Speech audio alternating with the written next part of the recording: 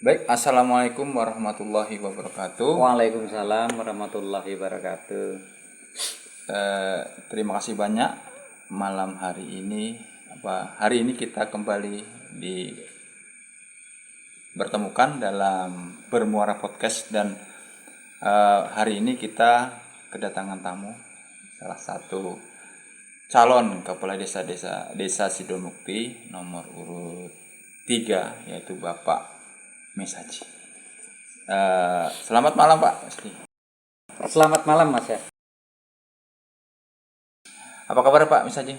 Alhamdulillah sehat. Apa nih aktivitasnya nih?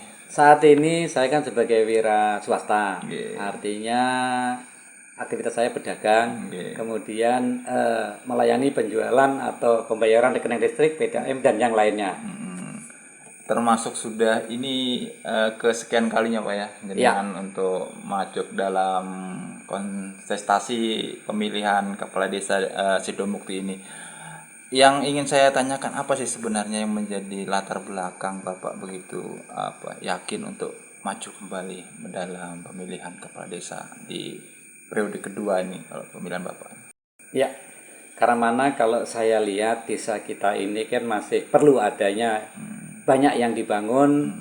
Nah, oleh karena itu saya berniat untuk menyalurkan kembali untuk membangun desa kita ini yang lebih baik lagi untuk masa yang akan datang.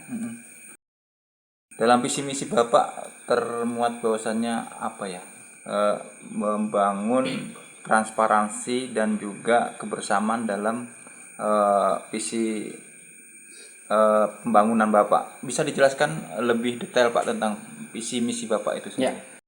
Kalau di situ saya mengatakan visi saya adalah tentang tata kelola pemerintahan. Yaitu tata kelola itu kalau kita sebut dengan bahasa Latinnya yaitu governance ya kan. Artinya pengelolaan pemerintahan desa yang menjunjung tinggi transparansi, akuntabilitas dan kesetaraan atau kewajaran serta berpegang teguh pada aturan dan prosedur yang berlaku. Gitu, Pak. Apakah selama ini pembangunan yang sudah berjalan ini tidak cukup transparan menurut Bapak sehingga membuat kita ini cenderung tidak bisa pesat dalam membangun desa ini? Ya sebenarnya transparan, cuma kalau menurut saya itu kurang begitu karena mana kalau saya lihat mungkinlah kita juga namanya ke pemerintahan tentunya harus ada transparan, ya kan. Ibaratnya apa yang kita terima dan apa yang kita keluarkan itulah yang harus kita transparan namanya Pak. Dalam artian sesuai dengan apa yang direncanakan lah Pak ya. Iya betul. Seperti itu. Dalam visi misi juga kita ingin mengupas tentang sejauh mana sih menurut Bapak potensi desa Sidomukti ini ke depannya, melihat tantangan adanya perpindahan ibu kota di Kalimantan Timur. Kan perlu ada kesiapan sendiri, terutama terkait potensi apa sih sebenarnya yang bisa kita tawarkan. Ya, kalau di desa kita ini sebenarnya mayoritas kan petani Pak. Otomatis kita akan unggulkan yaitu hasil pertanian kita.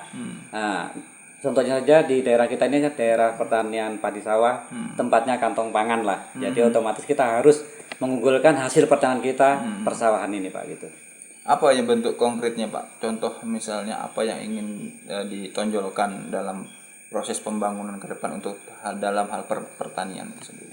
Ya seperti jalan usaha tani, kemudian irigasinya. Karena mana kalau irigasi itu kurang lancar, akhirnya juga pendapatan petani juga kurang memuaskan Pak.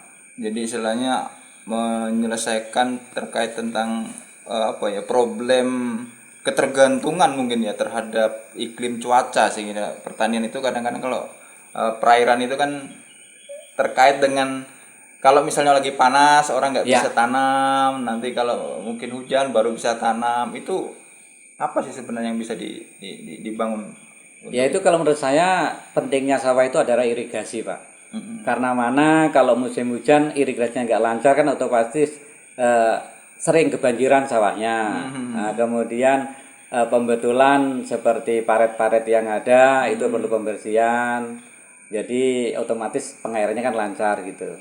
Kalau wacana untuk adanya seperti dulu pernah ya Pak ya, kayak proyek tentang bendungan itu sendiri. Ya. Gimana Bapak memandang proyek seperti itu yang cukup membutuhkan dana yang besar dan bisa memberikan solusi terhadap petani di Sidomukti ini.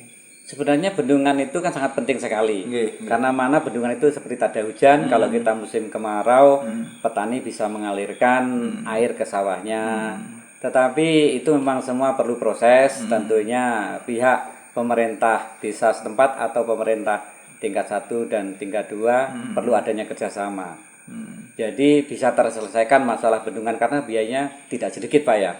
Jadi kalau kita tidak punya koneksi antara pemerintah desa dengan pemerintah tingkat 2, tingkat 1 mungkin nggak akan terlaksana dana seperti besar membuat bendungan itu Pak. Oke.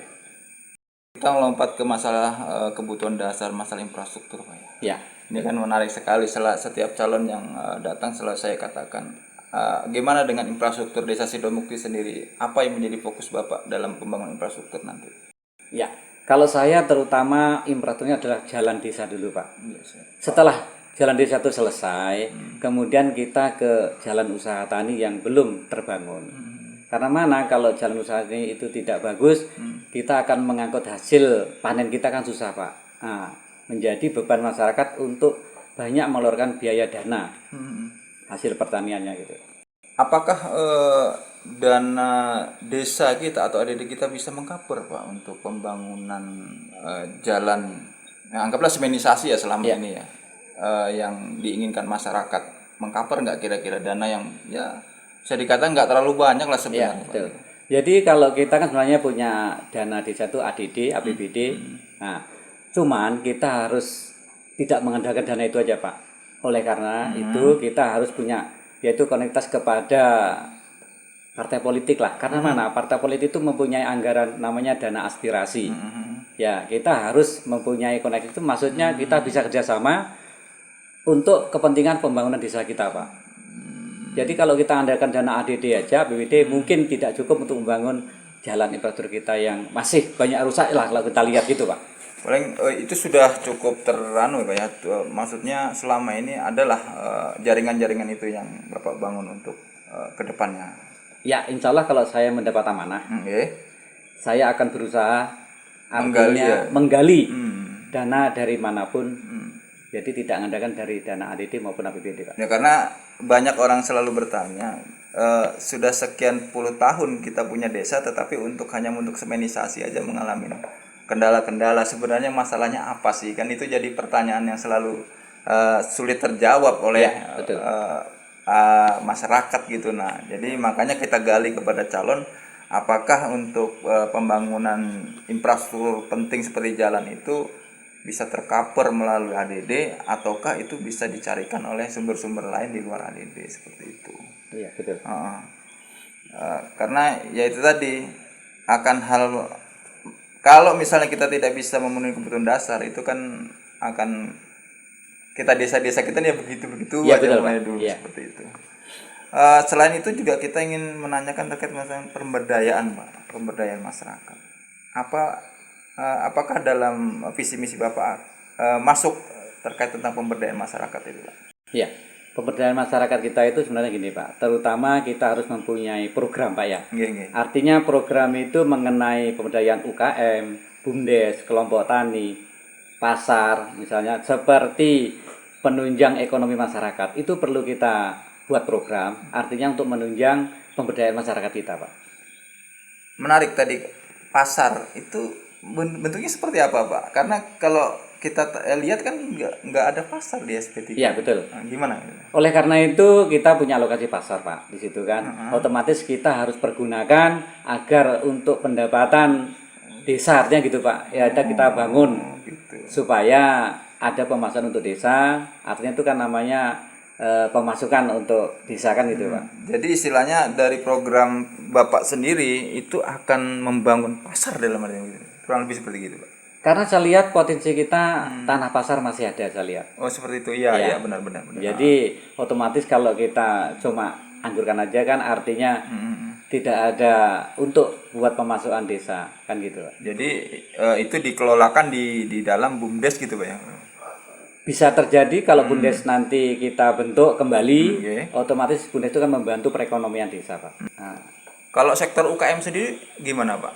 Apa menjadi apakah ada program yang Bapak tawarkan untuk UKM? Ada Pak. Gimana? Ya, jadi kalau UKM itu kan usaha menengah kecil masyarakat Pak Iya ya. betul. Itu adanya perlu kita bina, kita kasih program, misalnya ya ibu-ibu pembuatan keripik-keripik atau apa gitu kan. Iya, iya. Artinya ya juga perlu modal kan. Nah, kita usahakan untuk mencarikan modal pinjaman seperti itu Pak. Semacam hibah gitu Pak ya? Ya, Jadi itu diambil dari dana desa juga. kita anggarkan. Oh, dianggarkan. Kita anggarkan Pak ya. Ya, dalam untuk artian perekonomian UKM itu kan. terkait juga tentang pemberdayaan pemuda gimana Pak menurut Bapak? Kalau saya pemuda tentunya harus bekerja sama dengan namanya Karang Taruna, itu kan adalah binaan Karang Taruna. Oke. Otomatis kita juga membuat program untuk Karang Taruna supaya ada kegiatannya nanti gimana gitu kan. Nah, otomatis semua itu harus bermusyawarah dulu Pak. Ya. Di sini saya ingin juga menyinggung masalah branding desa ya Pak. Maksudnya gini, ada beberapa desa itu yang memiliki fokus terhadap masa depannya, misalnya mau pingin jadi desa Iya. pariwisata, ada yang pingin jadi desa bisnis, ada yang ingin jadi desa lumbung pertanian. Kalau menurut Bapak potensi kita terbesar itu kan tadi pertanian, tapi Ya. apakah punya wacana lain terkait mau dijadikan apa sih sebenarnya desa Sidomukti ini ke depannya kalau menurut Bapak brandingnya itu? Oh iya. Jadi kalau branding desa itu artinya perencanaan atau canangan Pak ya. Nggih. Artinya pembangunan desa kita lah. Nggih. Nah, otomatis itu nanti desa kita ini dilihat dari potensi desa kita. Nggih. Kalau dilihat dari potensi mungkin yaitu tadi pertanian Pak. Karena mana mayoritas kan petani sawah punya kita ini Pak kalau kita lihat. Ya mungkin nanti kalau ada yang lain bisa kita unggulkan kembali. Tapi sementara ini kalau saya lihat unggulan kita adalah petani sawah karena mana boleh dikatakan kantong pangan untuk wilayah Kecamatan Murakaman Pak desa kita ini pertaniannya gitu. Kalau saya lihat gini, ini data yang pernah saya dapatkan ya di Ya. data BPS di 2020 Juni 2002 mengatakan harga gabah itu naik, tapi daya beli petani menurun. Jadi ada gap di situ. Ya. Apakah sebenarnya petani ini sudah cukup makmur hidupnya Pak? Kalau menurut sampean sendiri, kalau sampean mau mengukurnya. Jadi kalau kita ukur Pak ya, karena biaya tani itu mahal, Nggih. otomatis kalau harga gabah turun kan dia minim. Mm-mm. Nah, jadi kalau sistem pertanian itu sebenarnya kalau kita seorang petani, saya juga pernah melayani pertanian, ya kan. Kalau kita hitung hasil Pak sebenarnya minim. Oleh karena itu bagaimana caranya juga kita karena seorang petani, ya kasarnya untung enggak kita harus bertani Pak. Nah, kalau menurut saya juga petani jangan hanya bertani saja, ada sampingan gitu Pak. Misalnya pelihara ternak, gitu kan. Artinya mungkin yang berdagang ya berdagang sambil bertani. Artinya tidak hanya fokus tani saja Pak. Jadi ada untuk penambahan perekonomian lah gitu kan. Jadi pemberdayaan masyarakat tadi mengena sebenarnya Pak ya? Ya betul, artinya gitu. Jadi mungkin menambahkan peternakan Iya, atau pengembangan ekonomi kreatif Ya, seperti KM itu. tadi kan gitu. Oh, Ya. dan itu. Mungkin masalah olahraga Pak sekarang. Iya. Gimana Pak menurut jenengan kira-kira di Sidomukti ini bisa lah kira-kira anak mudanya itu dikembangkan olahraganya? Iya, kalau Terutama menurut bola Pak. Nah, ini. Ya, kalau menurut saya penting sekali karena olahraga ini kan sekarang sudah kayaknya sudah Memasyarakat lah ya. masyarakat ya kan. Artinya itu kita bina melewati yang namanya tadi seperti Karang Taruna gitu kan. Jadi memang terutama Pak tempatnya dulu Pak. Seperti lapangannya dulu harus kita siapkan. Kemudian generasinya yang anak-anak. Tentunya juga kita harus melatih mereka fisiknya juga tempatnya harus kita siapkan Pak. Ada kemungkinan enggak bisa bikin semacam klub yang ada membuat seperti generasi penerusnya Pak, kayak sekolah bola lah gitu Pak mungkin.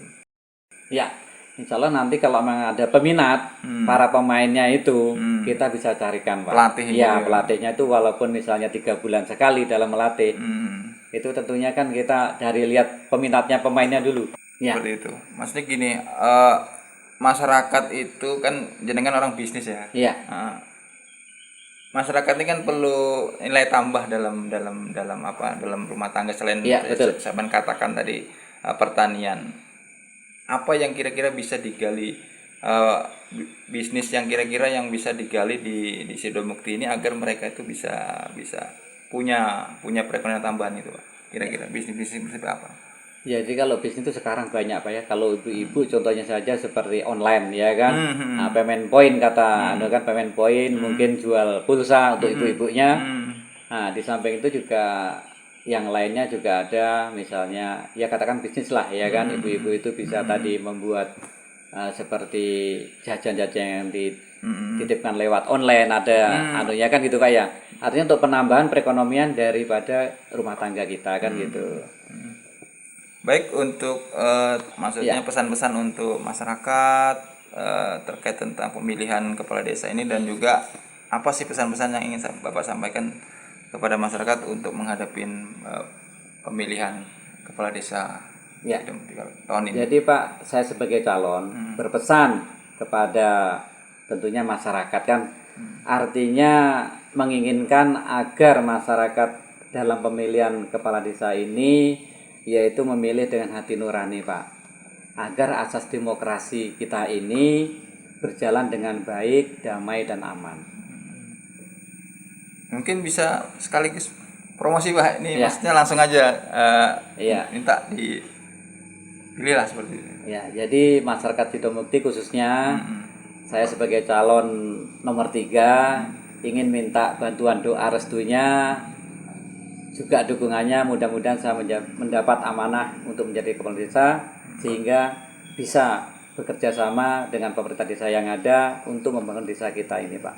Baik, terima kasih Pak Saji atas kesempatannya datang berkunjung ke podcast kami malam hari ini. Mudah-mudahan apa yang jenengan harapkan, jenengan cita-citakan bisa tercapai, dan itu menjadikan sebuah cita-cita kita semua. Amin Pak.